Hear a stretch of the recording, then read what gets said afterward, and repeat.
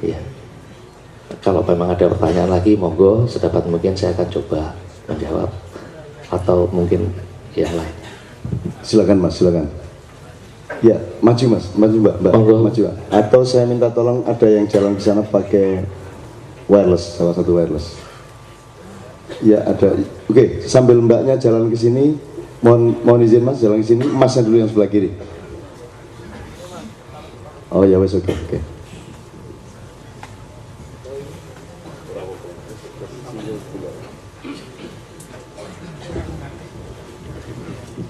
Assalamualaikum warahmatullahi wabarakatuh. Waalaikumsalam. Selamat malam menjelang pagi Pak Arso. Iya. Saya mau tanya, saya pernah dapat informasi katanya pesawat terbang yang beroperasi di Indonesia itu ada yang hasil buangan dari luar negeri yang tidak lulus uji, dan katanya itu juga salah satu penyebab banyaknya kecelakaan. Apakah benar seperti itu? Terima kasih. Assalamualaikum warahmatullahi wabarakatuh. Waalaikumsalam warahmatullahi wabarakatuh. Sebenarnya ini bukan kapasitas saya untuk menjelaskan secara resmi, tapi karena ini hanya omong kesewawasan bicara antar sedulur ya. Sebenarnya sama saja dengan apa ya, kalau sepeda motor, mobil itu apa namanya, kalau di pesawat itu namanya kelaikan ya, kelaikan. Lah itu punya standar sendiri-sendiri, bahwa Eropa, Amerika, terus untuk Asia sini, Australia itu punya standar sendiri-sendiri. Jadi kalau kita tidak lolos di dalam Amerika, belum tentu punyanya Amerika pun lolos dengan kita. Jadi sama saja dengan saya seorang pilot, saya sekarang ini pilot pesawat Airbus sekarang ini. Kalau saya mau menerbangkan pesawat kecil sekalipun, mesinnya cuma satu, pakai propeller, pakai baling-baling, itu saya harus sekolah lagi karena standarnya saya nggak mengerti. Jadi yang berkaitan dengan pertanyaan Ibu tadi, ketidaklulusan di Amerika itu memang bukan berarti jelek. Tidak lulus di sini bukan berarti jelek. Memang kita punya standar masing-masing. Kalau sekarang pesawat yang dioperasikan hanya untuk di sini, kenapa harus sertifikasi dengan di Amerika? Begitu Bu, maksudnya Bu. Jadi seperti saya pernah mendengar debat yang kemarin mengenai MA60 pesawat Merpati yang jatuh, yang kaitannya ini tidak lulus sertifikasi Eropa, Amerika, dan sebagainya. Untuk apa? Wong tidak dioperasikan di sana kok kita mencari sertifikasi di sana. Lah kalau mau dioperasikan di sana, tentunya pabrik itu akan menyesuaikan dengan standar yang mereka butuhkan. Seperti itu Bu, saya jawab. Yeah. Berarti pertanyaannya bisa dikembangkan ke sini Mas Arso. Yeah. Memang pesawat yang diterbangkan di sini tidak perlu distandarisasi berdasarkan kriteria Eropa atau Amerika. Yeah. Sekarang yang menjadi masalah adalah di Indonesia sendiri, kontrol terhadap kelaikan pesawat itu serius apa enggak, itu Mas Arso? Kalau itu saya jadi ikut mengkritik ke kita sendiri, lingkungan kehidupan kami sendiri. Sebenarnya seperti yang Cak Nun bilang tadi, alah Indonesia. Nah di situ ternyata uang sangat berbicara, banyak kejadian yang seharusnya mereka itu cek di lapangan, tetapi mereka tidak mau cek di lapangan, hanya didelegasikan ke seseorang, tetapi uang jalannya diambil, terus apa namanya, ya kembalinya ke UUD lagi, ujung-ujungnya duit.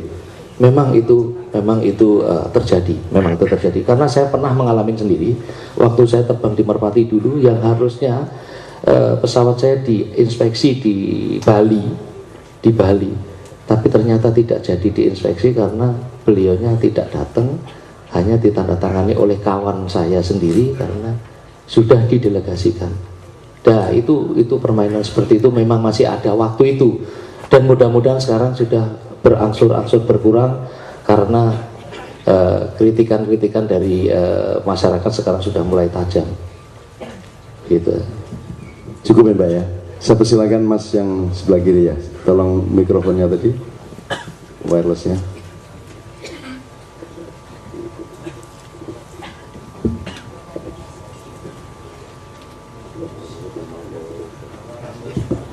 Bismillahirrahmanirrahim. Assalamualaikum warahmatullahi wabarakatuh. Selamat malam Pak Arson. Iya. Saya mau bertanya, mungkin tambahan dari Mbak tadi ya. Mungkin ini lebih umum lagi biar mungkin teman-teman termasuk saya juga, saya termasuk orang yang ya nol sekali, tidak paham sekali masalah pesawat. Yang saya tanyakan mungkin lumayan ada 3 ya. Yang pertama mungkin jenis-jenis pesawat Pak. Ya jenis pesawat itu kan ada Fokker, ada Boeing, ada banyak sekali. Mungkin bisa dijelaskan sedikit apa sih kelebihan dan kurangannya. Itu yang pertama. Yang kedua, menyambung lidah dari Cak Nun tadi, beliau tadi nanyakan jam terbang maksimal pilot sehari itu berapa sih Pak? Nah yang ketiga ini, ya kok kenapa sih pramugari itu seksi-seksi semua Pak? Iya, kenapa ya? Kalau kita kaitkan mungkin ada unsur kapitalisnya Pak. Nah itu mungkin perlu dijawab, dan memang memang pertanyaan yang ya memang kalau saya lihat walaupun hanya nonton, memang kan pramugarinya wah seksi-seksi ya. Apalagi mungkin rata-rata ya ke atas semua kan, ke atas. Terima kasih. Iya. Menjawab yang pertama, ada beberapa jenis pesawat dari pabrikan Fokker, Boeing maupun Airbus, atau apalagi jenisnya Embraer dan sebagainya, masih banyak Sukhoi dan sebagainya. Kebetulan saya pernah menerbangkan semua pesawat itu. Saya pernah menerbangkan pesawat Fokker, dari Fokker 27 saya pernah terbang, Fokker 28 saya pernah terbang, Boeing 737 saya pernah terbang, dan sekarang saya terbang pesawat Airbus. Saya pernah terbang.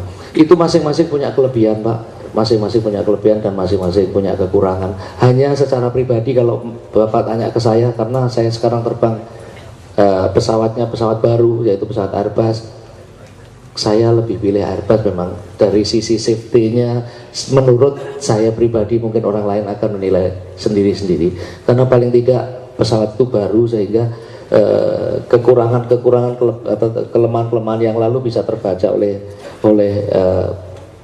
Airbus, sehingga sekarang ini kalau menurut saya yang paling bagus, paling aman Airbus, karena pesawat Airbus itu semua otomatis.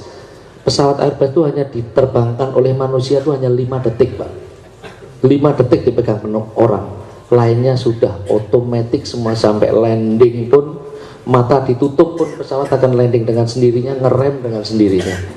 Pesawat yang saya bawa sekarang ini hanya 5 second saja. Jadi waktu take off, rolling, begitu airborne 100 feet atau 5 second autopilot on, sudah sampai di mana di tujuannya. Hanya entry-nya data harus benar, itu aja. Tapi kalau namanya pesawat Boeing masih, biar kata yang 747 itu masih semi manual. Karena pesawat Airbus kebetulan buatan Prancis, ini bapak ini dari Prancis ini.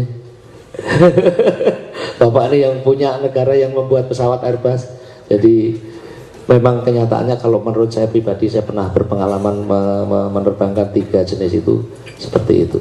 Mengenai batas maksimum kerja di Indonesia sama di Malaysia beda Pak.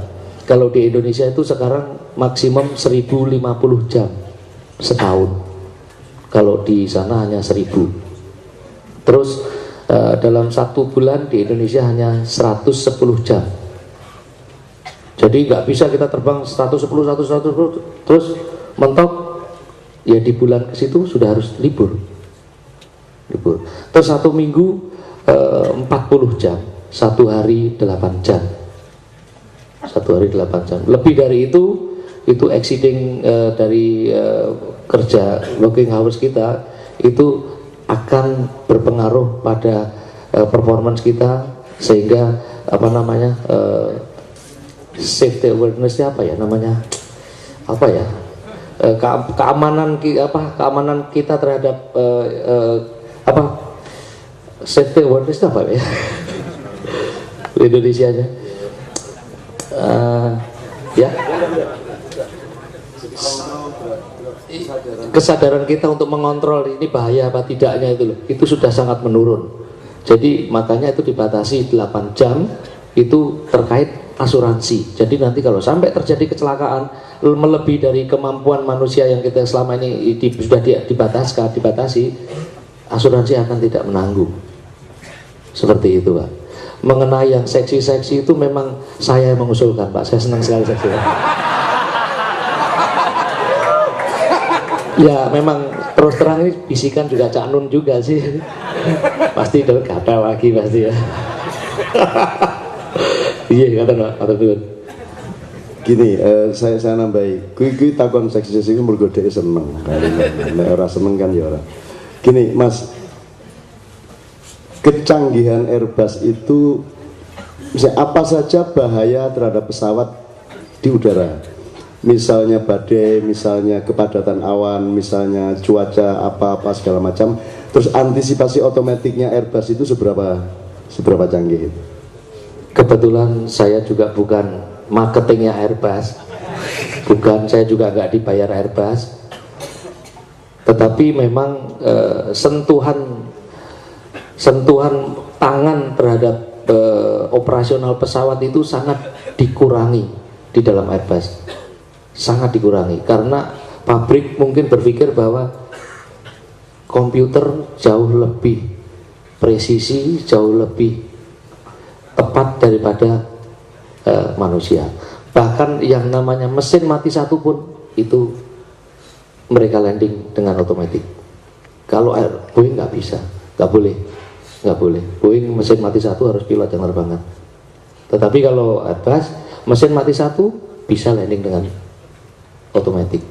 Mesin mati semua? Mesin mati. Kalau mesin mati semua kan kita masih ingat di belakang ada yang seksi, Pak. Ya wes, rasanya nyekel kapalnya nyekel mburi wae, Pak. Pasti mau kurang pirang detik kabar ya pasti. Jadi kalau di Airbus memang otomatisasinya jauh lebih unggul dibandingkan pesawat Boeing. Tetapi jangan takut, kalau mau naik Boeing nggak usah takut, naik Fokker nggak usah takut, naik wedi, naik bahaya, sing wedi sik dhewe pilote ngono ya. Ini saya tetap memberi teman-teman, tapi ini nyempurnain pertanyaan kita ya. Ben kue terbang itu juga dengan ittiba, tidak hanya taklid, gitu ya. Nanti gue dewe rada ngerti sidik-sidik gitu. Dan saya memang sering tanya-tanya sama pilot di kokpit segala macam. Gini loh Mas, misalnya Adam Air tadi kan dia kehilangan navigasi, kemudian dia sempat miring karena tidak pilotnya tidak mengerti persis di mana dan seterusnya. Ketika miring mereka tidak menyadari. Tingkat miring itu berarti dia belok kan gitu. Nah, saya tadi mendengar sampean bercerita kalau Airbus dia punya antisipasi tingkat kemiringan berapa, softwarenya sudah mengantisipasi untuk meluruskan kembali dan seterusnya. Oh iya, iya betul.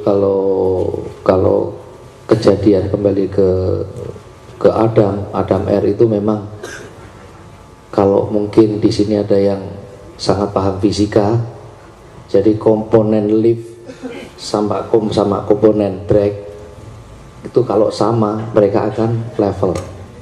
Tetapi begitu dia miring, pesawat dimiringkan, makanya miring, komponen liftnya jadi pendek. Begini, tadinya begini kan Pak ya? Tadinya berdiri, begitu dimiringkan, kalau ditarik begini kan jadi pendek. Komponen liftnya pendek, komponen dragnya sama, makanya dia akan turun pesawat. Begitu street level begini, dia miring, pasti pesawat akan turun karena liftnya kurang. Makanya untuk antisipasi yang benar, begitu pesawat miring itu harus diangkat untuk nambahi lift yang hilang tadi. Jadi kalau belok itu sampai diangkat. Nah, itu secara manual. Tetapi kalau Airbus, pesawat Airbus itu mau miringkan begini, kita nggak sadar pada kemiringan tertentu. Kalau pesawat Airbus 67 derajat nggak mau lagi, dibikin nggak mau lagi, mau diapain nggak mau, dia akan balik sendiri. Sama aja, pesawatnya didorong begini, pesawat nuncep begini, kondisinya pesawat Airbus tidak akan mau. Akhirnya dia akan merecover, mbok didorong aku sikil sekalipun dia nggak mau, dia akan naik dengan sendirinya. Safety-nya di sini jauh lebih komplit. Memang begitu.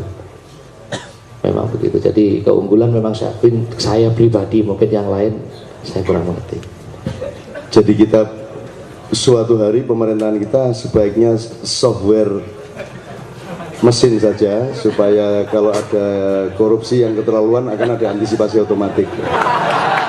Selama masih manual kayak sekarang ini, mesti orang malah ditetekin, malah diringkis saya. Dodro. Saya beri kesempatan terakhir karena kita masih punya banyak sumber. Waduh. Oke, enggak apa-apa, tapi asal siji-siji dan cak-cek ya Mas. Monggo Mas. Assalamualaikum warahmatullahi wabarakatuh. Nama saya Indra. Ini pengalamannya coba. Saya naik Garuda dari Jogja ke Jakarta. Ini pesawat itu mau take off atau landing itu grok. Saya jadi takut, bro. Terus saya ke Malaysia, Jakarta ke Malaysia naik Mas.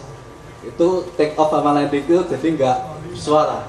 Nah, terus saya Malaysia ke Nagoya, Jepang, itu naik jet, tuh halus ya, landing sama teknologi kayak kapal itu halus ya. Itu apa Pak bedanya tuh? Makasih. Baik, Mas Indra, sebenarnya pertanyaan ini kurang lengkap buat saya karena ini take off di mana, di Indonesianya di mana? Karena sebenarnya yang perlu Mas Indra ketahui bahwa landasan itu di Soekarno-Hatta. Soekarno-Hatta. Jadi begini, landasan itu ada yang rata, ada yang nggak rata. Terus shock breaker pesawat sama dengan sepeda motor jenengan. Ada yang tahu-tahu dok itu ada, tapi ada yang seal-nya masih bagus, ya enggak. Pas mental itu loh Pak. Karena landasan itu di tengah ada namanya runway center line. Di tengah itu ada roda ada center line putih itu Pak. Putih itu kalau kita lihat siang, tapi kalau malam ada mata kucing. Mata kucing itu lampu itu loh Pak. Kalau malam nyala itu. Nah itu kalau malam kita ikuti di tengah, akhirnya roda itu akan nabrak dorok gitu. Nah itu terkait dengan shock breakernya tadi. Kalau shock breakernya seal-nya masih bagus, itu nggak bunyi. Tapi ada juga landasan yang depressionnya gelombang begitu, itu ada yang begitu. Tetapi sebenarnya itu tidak perlu ditakutkan, tidak apa-apa itu.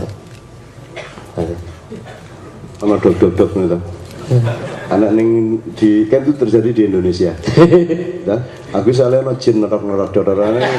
Neng luar negeri no jin. Ini gini, tapi rasa wedi kancamu dhewe ya. Ya. Oke Mas, silakan Mas. Tenang ya. Mas, tolong mic-nya ke belakang ya.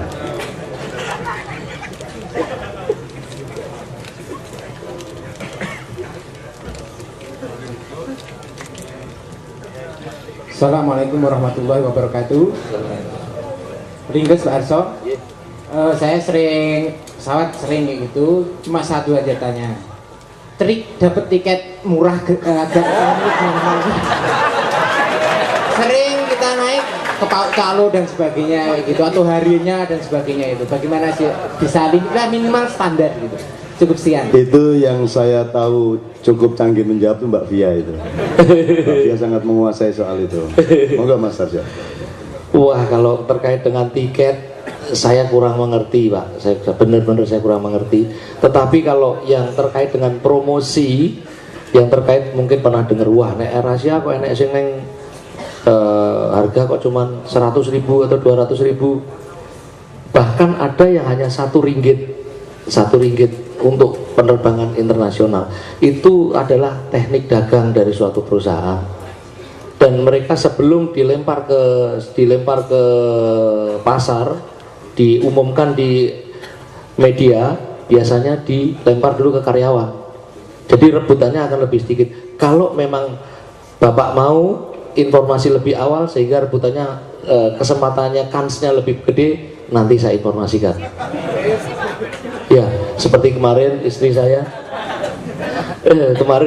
ke Bangkok cuman dapat harga RM1. Terus ke Phuket kemarin RM0. Seperti itu. Memang itu trik dagang, tetapi itu ada dan real, bener-bener ada. Itu sebelum dilempar, itu biasanya rebutan di komputer itu sampai ada yang di warnet rebutan nggak dapat. Itu karena sudah dilempar ke media massa sehingga rebutannya banyak. Nah sebelum situ biasanya ke perusahaan ke dalam dulu baru nanti ke. Kalau memang ada yang berminat, kirim pin BlackBerry Anda, nanti saya. Sekedar. Jadi Pak Arso ki ning ngerti ning ora pengalaman. Urusan tiket murah ora tahu bayar Pak Arso. Iya. Gini, karena Mbak Via itu mau ke Brazil, pertengahan September itu memang dia sedang ngelirik-ngelirik gitu ya, tiketing sing rada murah. Nanti biar saya sambungkan nanti gitu. Mungkin yang terakhir sekali saya pengen ingatkan ke saudara-saudara saya di sini, seperti yang di awal pembukaan tadi, bahwa kami bersedia dan kami menyediakan diri saya untuk membantu kalau memang ada keluarga-keluarga yang di Malaysia, sehingga yang perlu bantuan di sana segera mungkin kasih tahu saya, insya Allah saya akan coba membantu. Nomor telepon saya, catat mas, sama PIN nih mas, PIN. Nomor telepon saya yang Indonesia 085 6308 6308. Sudah Pak ya? Jadi saya ulang, 085 6308 6308. Itu yang nomor Indonesia. Ini bojoku ngoyak-ngoyak mulih terus dari tadi. Terus yang nomor saya di sana plus 60 16 9 piro ya, biasanya nganggo bahasa Inggris jadi lali aku. 016 901 2709. Aku lali Pak, Zero saya aku biasanya 016 901 2709. Coba aku nang Indonesia ki rada bingung aku.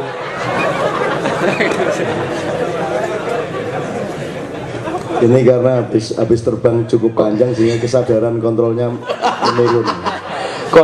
Jadi plus ya, kalau pakai handphone plus 60 16 901 2709. SMS nanti saya telepon balik. Yang nomor telepon saya yang Malaysia ini hidup 24 jam. Ya. Pokoknya SMS salah satu nomor itu nanti saya telepon balik. Ya Pak ya. Ya, jadi saya rasa cukup begitu. Insya Allah kita bisa saling membantu. Insya Allah kita bisa ketemu lagi di lain kesempatan. Bila taufiq wal hidayah. Wassalamualaikum warahmatullahi wabarakatuh. Sembanuan Mas Arso harus, karena dia kesempatan pulang ke Solo sangat sedikit dan pasti harus ada upacara-upacara ritual dengan keluarga, maka kita harus ridho dan kita berterima kasih kepada beliau sampai membuka nomor handphonenya kedua-duanya supaya suatu hari kalau Anda membutuhkan untuk kebaikan-kebaikan, dia akan membuka pintu. Maturun sangat. Sekarang monggo saya persilahkan, kalau memang harus segera balik ke Solo, kami akan meneruskan sampai sahur nanti. Mereka pasti berharap ada sahur di sini dan kita biarkan sampai tidak sahur gitu kan. Di menel makanya wong semene kae Mas Arso. Tapi kalau mau di sini alhamdulillah barang 10-20 menit lagi tidak ada masalah. Kita saksikan Mas Jemet aman teman sekarang. Tepuk tangan semua. Tolong Quran Ramli Kemulan disingkirkan supaya dijauhkan dari orang kafir.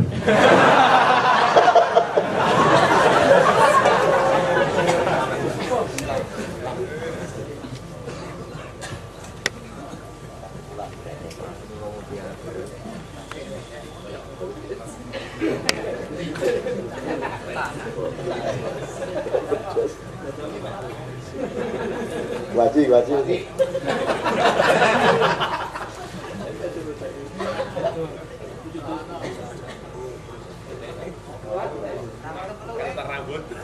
Asik.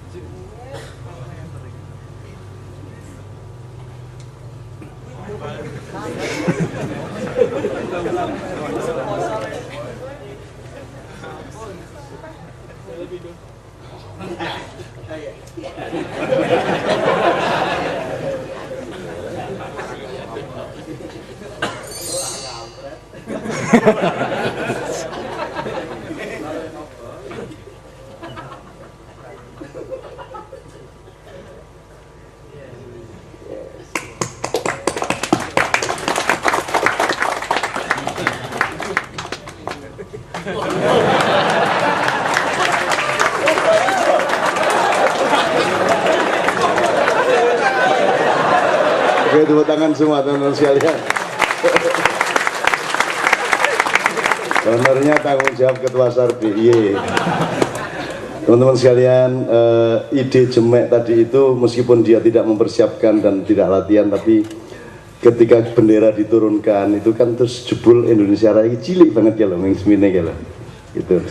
Terus dia telan, dia olah, baru dia kibarkan lagi, gendera wis gede meneh.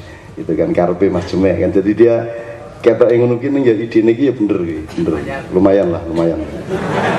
Untuk honor sebatang rokok lumayan lah. Oke teman-teman sekalian, kita dengarkan sekarang. Kita Mas Seno, saya mohon bersabar. Mudah-mudahan bendera yang tinggal sepotong kecil kemudian diolah oleh kita semua menjadi bendera besar lagi yang gagah tapi santun, itu mudah-mudahan merupakan doanya Mas Jemek, karena dia agamanya tidak jelas. Maka caranya berdoa dengan pantomim seperti itu. Sekarang sebelum saya minta kepada Mas Anies, saya minta Mbak Via membawakan Bang Wetan. Mudah-mudahan matahari muncul dari timur demi kemaslahatan dan terkabulnya doa-doa kita semua untuk memperbaiki Republik Nusantara Raya. Amin ya rabbal alamin. Silakan Mbak Novia.